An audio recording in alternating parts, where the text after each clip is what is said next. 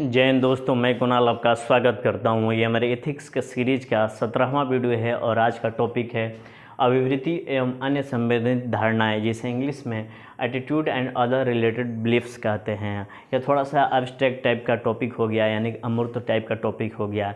लेकिन जैसे जैसे हम लोग इस टॉपिक में प्रवेश करेंगे, इस लेक्चर में प्रवेश करेंगे, इसका खुलासा होता जाएगा और ये अपना मूर्त रूप लिए हुए आपके सामने प्रस्तुत होता जाएगा। तो हम लोग देखेंगे कि अभिवृत्ति एवं अन्य संबंधित धारणाएं क्या है, इसको हम लोग आज पढ़ेंगे। लेकिन मैं आपको एक सलाह दूंगा कि इस लेक्चर को सुनने से पहले आप लोग अभिवृत्ति और मूल्य वाले जितने भी टॉपिक हैं उसको अच्छे से समझ लीजिए, क्योंकि बातें यहाँ पर रिपीट होगी। मैं दो चीज़ों को साथ में रखकर उन दोनों में समानता, अंतर और संबंध को बताने का प्रयास करूँगा। यहाँ पर कोई नई चीज़ें मैं नहीं बताऊँगा, बस पिछली वाली चीज़ों को मैं यहाँ पर इकट्ठा रखकर बताऊँगा कि दोनों में अंतर क्या है। तो उसी धारणाओं को हम लोग बात करेंगे, यानी दो चीज़ों को एक साथ रखकर हम लोग देखेंगे कि क्या क्या अंतर है, क्या क्या संबंध है, क्या क्या समानता है, उसको देखने का प्रयास करेंगे। तो आइए शुरुआत करते हैं। अभिवृत्ति एवं अन्य संबंधित धारणाएं क्या होती है। धारणाओं के अंतर्गत हम लोग पढ़ेंगे आज की अभिवृत्ति के आगे के जो भी तत्व है उस पर हम लोग बात करेंगे, यानी कि अभिवृत्ति के अलावा कौन कौन से तत्व है उसको बात करेंगे। दूसरे वृत्तियों के साथ इसकी अंतर क्या होती है, समानता क्या होती है, इसको देखने का प्रयास करेंगे। आप लोग कई पुस्तकों में आप लोग देखेंगे कि मनोवृत्ति, तो आप समझ लीजिएगा कि अभिवृत्ति और मनोवृत्ति एक साथ होते हैं। मैं इसलिए ये चर्चा कर दिया कि कहीं कन्फ्यूज आप लोग ना हो जाएं। तो हम लोग धारणाओं के अंतर्गत देखेंगे कि अभिवृत्ति एवं मूल्य में क्या समानता है, क्या अंतर है, क्या संबंध है। तो सबसे पहले अपनी जो धारणाएं होगी इसमें मूल्य के साथ होगी अभिवृत्ति की तुलना करते हुए। दूसरी धारणा होगी विश्वास, बिलीफ के साथ क्या संबंध है, क्या समानता है, क्या अंतर है। और तीसरी है ओपिनियन, मत और राय। इन तीन चीज़ों को इस पूरे लेक्चर में देखने का प्रयास करेंगे। यही धारणाएँ हैं, ठीक है। और भी देखेंगे तो खुलासा करते जाएंगे और आपको समझ आते जाएगा। लेकिन इसके अलावा अभिवृत्ति का एप्टीट्यूड और इंटरेस्ट, यानी कि अभिरुचि और रुचि में क्या संबंध है, क्या धारणा है, क्या अंतर है, इसको यहाँ पर चर्चा नहीं करेंगे, ठीक है। हम लोग अगले अध्याय में चर्चा करेंगे। तो आइए शुरुआत करते हैं कि सबसे पहले अभिवृत्ति और मूल्य में क्या समानता है, क्या संबंध है और क्या अंतर है। पहले समानता को देखते हैं, ठीक है ना। तो अभिवृत्ति आप लोग पढ़ चुके हैं, मूल्य भी आप पढ़ चुके हैं, और आप लोग नहीं पढ़े हैं तो एक बार फिर पीछे जाके देखिए इस चीज़ों को और बेहतर ढंग से समझने का प्रयास कीजिए। यहाँ मैं कोई नई चीज़ें नहीं बताऊँगा, बस दोनों को एक दूसरे के साथ में रखकर एक दूसरे को एक तराजू उसके एक पल्ले पे अभिवृत्ति को रख रहा हूँ, दूसरे पल्ले पे मूल्य को, और दोनों को रखकर मैं अंतर और तुलना और संबंध बताने का प्रयास करूँगा, ठीक है। तो देखते हैं अभिवृत्ति और मूल्य में क्या समानताएं हैं। सबसे पहले समानताओं को देखेंगे। हम लोग जानते हैं कि अभिवृत्ति और मूल्य दोनों सीखे जाते हैं, ये आनुवांशिक नहीं होती है। हमें परिवार से, समाज से, शैक्षणिक संस्थान से और अन्य माध्यमों से इन दोनों का, यानी कि अभिवृत्ति और मूल्यों को सिखाया जाता है, ठीक है ना। हम लोग इनसे सीखते हैं, ये आनुवांशिक उतनी नहीं होती है, ठीक है। उसके अलावा ये आसानी से परिवर्तन नहीं होती है, यानी कि अपेक्षाकृत क्या होती है, अस्थायी होती है। ये अपेक्षाकृत, ये दोनों अभिवृत्ति और मूल्य अस्थायी होती है, यानी कि एक बार स्थापित हो जाए तो वो आसानी से परिवर्तन इसमें नहीं होता। तो कुछ हद तक इसे अपरिवर्तनीय मान सकते हैं, लेकिन कुछ हद तक, क्योंकि समाज और समय के साथ इसमें बदलाव आता है, एटीट्यूड में और मूल्यों में, तो ठीक है ना। तो व्यक्ति के अंदर, समाज के अंदर, ये इन दोनों में बदलाव समय के साथ आता है। ये अपेक्षाकृत इसलिए बोला हूँ, अपेक्षाकृत अस्थायी होते हैं, ठीक है ना।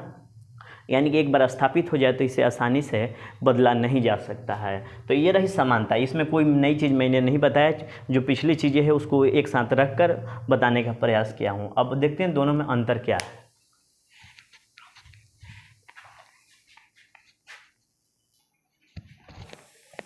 आइए अब अभिवृत्ति और मूल्य में क्या अंतर है इसको देखने का प्रयास करते हैं, समझते हैं कि अभिवृत्ति और मूल्य में क्या अंतर होते हैं। तो सबसे पहले अभिवृत्ति में जो होती है किसी एक विषय, वस्तु और घटना के प्रति होती है, जबकि जो मूल्य होते हैं समूह के प्रति होते हैं, संपूर्ण वर्ग के प्रति ये होती है, यानी कि इसमें ढेर सारी चीज़ें शामिल होती है मूल्य में। जैसे एग्जाम्पल के तौर पर लेते हैं कि अभिवृत्ति दो व्यक्तियों के हैं, ए और बी, दो व्यक्ति हैं ए और बी, और मेरा जो नज़रिया होगा एक के प्रति पॉजिटिव होगा या दूसरे के प्रति निगेटिव होगा, या दोनों के प्रति पॉजिटिव होगा या दोनों के प्रति निगेटिव होगा। तो ये देखिए, तो किसी एक व्यक्ति के प्रति क्या नज़रिया है वो देखने का हम लोग प्रयास कर रहे हैं कि जो अभिवृत्ति है वो एक विषय के प्रति, वस्तु के प्रति, घटना के प्रति होती है। किसी एक घटना के प्रति मेरा पॉजिटिव भी रिस्पॉन्स हो सकता है, निगेटिव रिस्पॉन्स भी हो सकता है। तो ये इसलिए कह रहे हैं कि अभिवृत्ति जो होती है किसी एक वस्तु, व्यक्ति या घटना के प्रति होती है। वही जो मूल्य होते हैं समूह के के प्रति होती है, यानी संपूर्ण वर्ग के प्रति होती है। ढेर सारी चीज़ें इसमें शामिल होती है। आप लोग पीछे मैं समझा चुका हूँ चीज़ों को। अब ये समूह के प्रति होती है, संपूर्ण वर्ग के प्रति होती है, इसलिए जो इसका क्षेत्रफल है, जिसका दायरा है मूल्य का, ये व्यापक है, ये व्यापक है, व्यापकता लिए हुए है। इसका जो क्षेत्रफल है बहुत ज़्यादा व्यापक है, जबकि अभिवृत्ति जो है इसका जो क्षेत्रफल है बहुत छोटा है, छोटा क्षेत्रफल है मूल्य के तुलना में। कैसे समझते हैं? जैसे कि एक मूल्य ले लेते हैं अहिंसा, जो हमारा मूल्य है अहिंसा, तो मूल्य जो अहिंसा है, हम लोग अगर कसाई खाने में जाते हैं तो मेरा एटीट्यूड क्या होगा? निगेटिव होगा।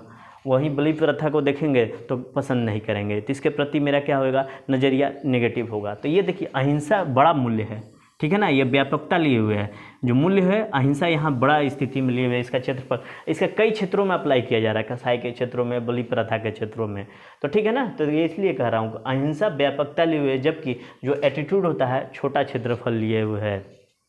आगे देखते हैं, ये जो मूल्य होते हैं ये स्वतंत्र होते हैं। जो मूल्य क्या होते हैं? स्वतंत्र होते हैं, जबकि ये जो एटीट्यूड होता है मूल्यों पर आधारित होता है। ये चीज़ें मैं पिछली स्लाइड में पिछले लेक्चर में बता चुका हूँ, ठीक है ना। तो ये क्या करते हैं ना, जो अभिवृत्ति होती है मूल्यों पर आधारित होते हैं, इसको समझने का प्रयास करते हैं। देखिए जैसे कि जैसे जैसे मूल्य बदलेंगे, मान के चलिए कि अभिवृत्ति भी बदल जाएगी। ये समझिएगा मूल्य पर कैसे अभिवृत्ति आधारित होती है, उसको समझने का प्रयास कीजिएगा। जैसे जैसे मूल्य बदलेंगे, मान के चलिए कि आपकी अभिवृत्ति बदल जाएगी। जैसे जैसे मूल्य बदलेंगे वैसे वैसे अभिवृत्ति बदलेगी। जैसे कि मैंने बताया यहाँ पर अहिंसा के मूल्य किसी ने अपनाया तो वो कसाई खाने को हो जाएगा तो निगेटिव रिस्पॉन्स देगा, बलि प्रथा को देखकर नापसंद करेगा। तो ये मेरा एटीट्यूड हो गया। लेकिन अब मेरा मूल्य हिंसा हो गया। अब मेरा मूल्य क्या हो गया? अहिंसा के स्थान पर हिंसा हो गया। मैंने हिंसा को स्वीकार कर लिया है। तो अब मैं कसाई खाने को जाऊँगा तो आराम से वहाँ से मांस लेकर घर लाकर बनाऊँगा भी, तो ये मेरा पॉजिटिव रिस्पॉन्स होगा। मांस खाना पसंद भी करूँगा। बलि प्रथा को देखकर मुझे बहुत अच्छा लगेगा, पसंद करूँगा, क्योंकि वहाँ से भी प्रसाद मिलेगा तो मैं भी खाऊँगा। तो ये क्या हो जाएगा? तो देखिए कि यहाँ मूल्य बदल गया। अहिंसा के स्थान पर मूल्य क्या हो गया? हिंसा। तो ये चीज़ें मेरी एटीट्यूड बदल गई। और जबकि यहाँ भी अहिंसा थी तो यहाँ भी चीज़ें, ये देखिए यहाँ पर कसाई खाने को देखो निगेटिव हो रहा है, बलि प्रथा को देखकर नापसंद कर रहा है, तो यह मूल्य क्या था? अहिंसा। जबकि यहाँ पर मूल्य क्या हो गया? हिंसा। तो कसाई खाने को देखकर पॉजिटिव रिस्पॉन्स देगा, बलि प्रथा को पसंद करेगा। तो इसलिए मैं कह रहा हूँ कि मूल्य बदलेंगे तो मान के चलिए अभिवृत्ति बदल जाएगी। इसलिए मैं कह रहा हूँ जो मूल्य होते हैं अभिवृत्ति होती है मूल्य पर आधारित होते हैं। समझ में आ गया?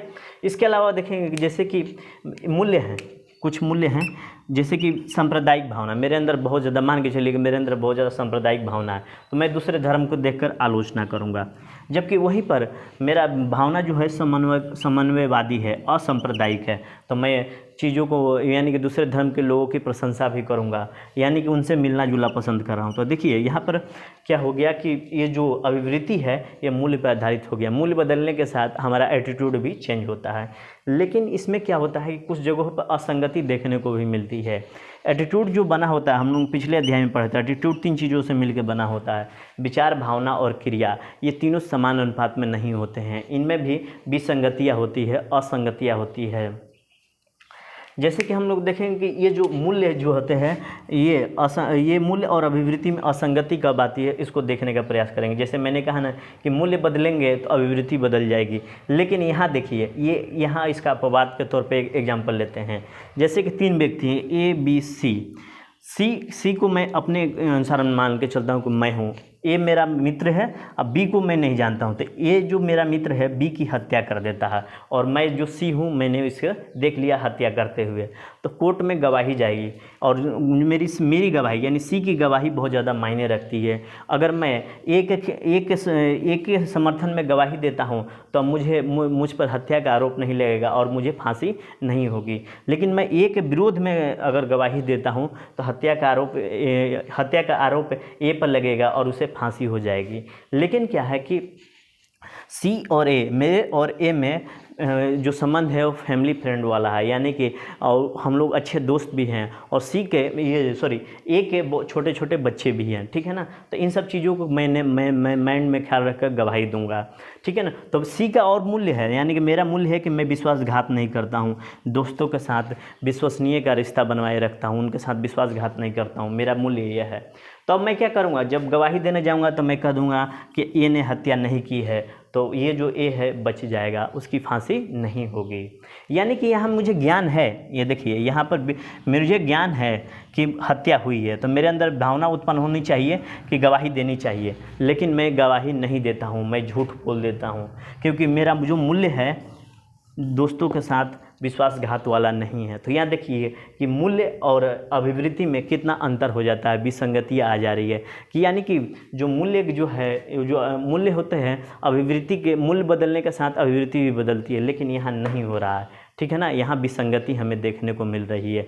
हमारा एटीट्यूड कह रहा है कि जैसे विचार उत्पन्न हुए उस तरह से भावना होनी चाहिए, उसी तरह क्रिया होनी चाहिए। यानी कि मैंने देखा कि हत्या हुई है, तो हत्या हुई तो मैं गवाही देने के लिए जाऊंगा, भावना उत्पन्न होगी गवाही देना चाहिए, क्रिया होगी मतलब भावना उत्पन्न होगी कि मैं ये अच्छा आदमी नहीं है तो हमें गवाही देना चाहिए। लेकिन मेरे मूल्य क्या है कि मैं दोस्तों के साथ धोखा नहीं करता हूँ, उनके साथ विश्वसनीयता बनाए रखता हूँ। तो यहाँ देखिए मूल्य और अभिवृत्ति में विसंगतियाँ देखने को मिलती है, ठीक है।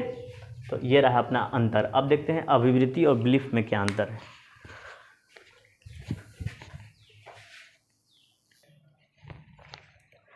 अब देखते हैं कि दूसरी धारणा अपनी विश्वास होती है, तो अभिवृत्ति एवं विश्वास में क्या अंतर है उसको देखते हैं।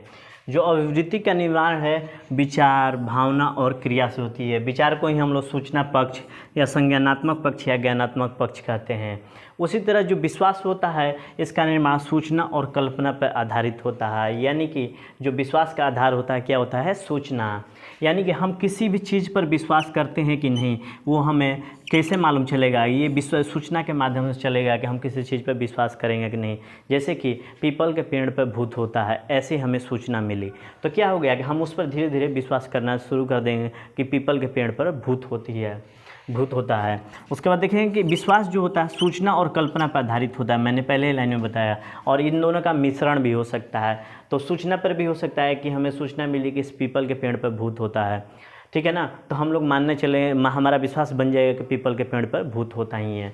दूसरा कि जैसे कि हम लोग पिक्चरों में, पुरानी फिल्मों में देखते हैं कि खंडहर में प्रेत आत्मा होती है, तो ये क्या हो गया कि हम लोग अब कल्पना के माध्यम से खंडहर को इमेजिन करेंगे और इमेजिन करेंगे कि वहाँ प्रेत आत्मा होती है। जैसे हम लोग खंडहर की तरफ बढ़ेंगे हमारी छाया भी नज़र आ जाएगी, तो हम अब उसको भूत मानकर डर जाएंगे। यानी कि ये मनोवैज्ञानिक संकट है, आत्मा ये प्रेत आत्मा खंडहर में रहती है, ऐसा हम लोग कल्पना करते हैं और कल्पना करके हमारा विश्वास उस पर जमता चला जाता है। तो यानी कि विश्वास जो होता है सूचना और कल्पना पर आधारित होता है, या दोनों का मिश्रण भी हो सकता है। अभिवृत्ति होती है अपेक्षाकृत अस्थाई होती है, ठीक है ना, मैंने बताया था कि इसे आसानी से तोड़ा नहीं जा सकता। उसी तरह जो विश्वास होता है ये भी अपेक्षाकृत अस्थाई होता है, इसको भी तोड़ना आसान नहीं होता। जैसे कि बिल्ली रास्ता काटती है, आज भी बिल्ली रास्ता काटती है तो मैं वो सड़क क्रॉस नहीं करता हूँ जब तक कोई दूसरा व्यक्ति उसको क्रॉस ना कर जाए। जैसे सड़क पर नींबू और मिर्च डाला हुआ तो वो किसी टोटके का प्रतीक है, ये भी मान के चलते हैं लोग। तो उस कारण से भी ये विश्वास को तोड़ना ये आसान नहीं होता, ये कई वर्षों से चला आ रहा है और ये विश्वास अभी भी हमारे समाज में व्याप्त है, इसे तोड़ना आसान नहीं होता। इसलिए कह रहा हूँ जो विश्वास होता है अपेक्षाकृत अस्थाई होता है, वहीं पर ये जो अभिवृत्ति होती है अपेक्षाकृत अस्थाई होती है, दोनों अस्थाई होती है। अंतर को बात करें तो ये जो अभिवृत्ति होती है इसमें भावना, संज्ञान और क्रिया पक्ष शामिल होता है। शुरू में ये कहा जाता था कि जो अभिवृत्ति है वो भावना ही होती है, हम लोग पीछे पढ़ चुके हैं। इसमें क्रिया हो भी सकती है और क्रिया नहीं भी हो सकती है, क्रिया पक्ष कमज़ोर होता है। जैसे मैंने एग्जाम्पल दिया था बिस्मिल्ला खां की शहनाई वादक, और आप IAS ऑफिसर हैं, बिस्मिल्ला खां के शहनाई वादन को आप सुनकर बहुत ज़्यादा भाव विभोर हो जाते हैं, झूमने के। लेकिन क्या होता है कि देखिए आपको याद ध्यान आया कि ये बिस्मिल्ला खां हैं, इनकी शहनाई है, तो इस वजह से उस वजह से क्या हुआ कि आपके अंदर ये सूचना मिली कि बहुत अच्छा बजाते हैं, तो इस वजह से हमारे अंदर भावनाएं उत्पन्न हुई कि हमें झूमना चाहिए, हमें उनकी प्रशंसा करनी चाहिए। लेकिन हम लोग जाके क्रिया के रूप में ना झूम पाते हैं ना प्रशंसा कर पाते हैं। तो यहाँ पर क्रिया पक्ष कमज़ोर होता है, बाकी भावना और संज्ञान पक्ष मजबूत होता है। जबकि विश्वास में क्या होता है कि जो संज्ञान होता है, जो सूचना पक्ष होता है वही महत्वपूर्ण होता है। मैंने बताया है कि जो विश्वास होते हैं सूचना पर आधारित होते हैं। अगर मैं किसी के खिलाफ आपको खड़ा करना है तो उसके प्रति मैं गलत सूचना देकर आपको खड़ा कर सकता हूँ, आपको विश्वास दिला सकता हूँ कि वो आदमी ठीक नहीं है, तो ये सूचना के माध्यम से ही होगा। वहीं यहाँ पर जो भावना है वो किस में कन्वर्ट हो जाती है, विश्वास में। यहाँ भी क्रिया हो भी सकती है और नहीं भी हो सकती। जैसे एक एग्जांपल के लिए तौर पे लिखते हैं, ऐसा लोगों के अंदर विश्वास हो जाता है कि मंदिर में भगवान होते हैं, तो मंदिर में भगवान होते हैं तो मैं मंदिर जाऊंगा भी नहीं, जाऊंगा कि नहीं जाऊंगा कोई ये बात नहीं होगी, क्योंकि अगर लोगों को सूचना मिलती है कि मंदिर में भगवान होते हैं तो विश्वास लोगों को होगा हाँ भगवान होते होंगे। तो ये क्या हो जाएगा, जो भावना पक्ष होता है वो विश्वास में कन्वर्ट होने लगता है। लेकिन यहाँ क्रिया पक्ष हो भी सकता है, नहीं भी हो सकता है। मैं मंदिर में ना जाऊँ तो ये क्रिया तो नहीं हुई ना, लेकिन मैं मंदिर में ना जाकर मैं बाहर से प्रणाम कर लूँ तो ये क्रिया हो सकती है। तो यहाँ पर क्रिया पक्ष हो भी सकती है, नहीं भी हो सकती है, यहाँ भी हो सकती है। लेकिन यहाँ जो होती है भावना जो होती है विश्वास में कन्वर्ट हो जाती है, ठीक है ना। उसके अलावा देखेंगे कि ये प्रेरणा का काम करती है। मैंने सुदीप लांडे जी का एग्जाम्पल बताया था कि उनके एटीट्यूड को देखते हुए, उनके दृष्टिकोण, उनके नज़रिया, उसको देखते हुए मेरे अंदर भी आईपीएस बनने का ख्वाब देखा था मैंने, लेकिन अभी भी कंटिन्यू चल रहा है, ठीक है ना। तो ये क्या कहती है कि प्रेरणा का काम करती है। जो एटीट्यूड होती है प्रेरणा का काम करती है, जबकि जो विश्वास होता है ये प्रेरणा का से इसका कोई लेना देना नहीं है। अब आपको विश्वास होता है कि पीपल के पेड़ पर भूत है तो उससे क्या प्रेरणा मिलेगी, तो ये प्रेरणा से इसका कोई लेना देना नहीं है। तो ये विश्वास और अभिवृत्ति में अंतर है और समानता है। अब देखते हैं मत और इसका राय में, अभिवृत्ति और मत और राय में क्या समानता है, क्या अंतर है।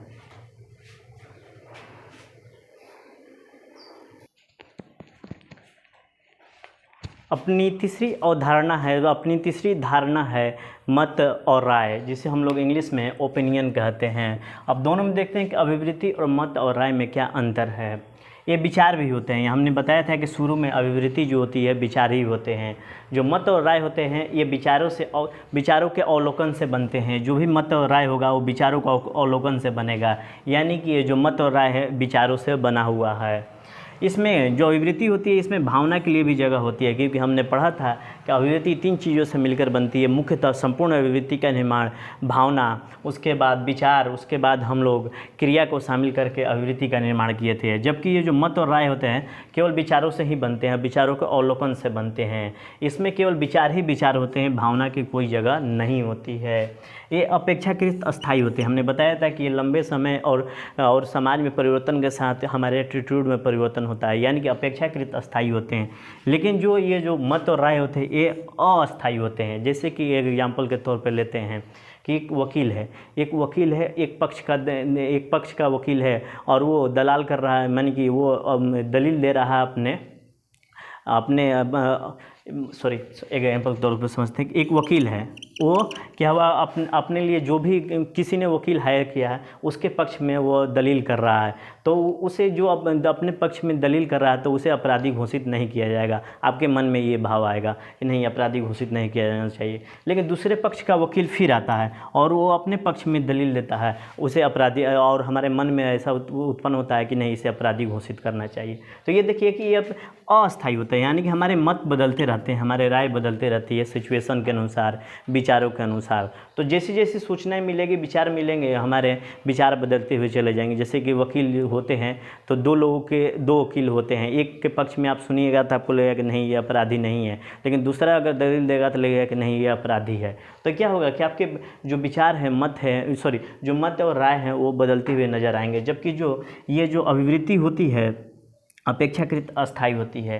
अभिवृत्ति का पूर्व घोषणा की जा सकती है, जबकि ये जो मत और राय होती है इसकी पूर्व घोषणा नहीं की जा सकती है, क्योंकि ये विचारों के अनुसार बदलते रहते हैं। जबकि जो अभिवृत्ति है उसकी पूर्व घोषणा की जा सकती है। जैसे कि एक एग्जाम्पल के तौर पर लिखते हैं, किसी व्यक्ति की आस्था लोकतंत्र में है, उसकी अभिवृत्ति लोकतंत्र के प्रति सकारात्मक है। तो अगर मान लिया लोकतंत्र के समर्थन में अगर हड़ताल होता है तो वो शामिल हो जाएगा। लेकिन किसी व्यक्ति की लोकतंत्र में आस्था नहीं है, सैन्य तंत्र में आस्था है, राजतंत्र में आस्था है, अगर लोकतंत्र के समर्थन में हड़ताल होता है तो वो शामिल नहीं होता है उस हड़ताल में।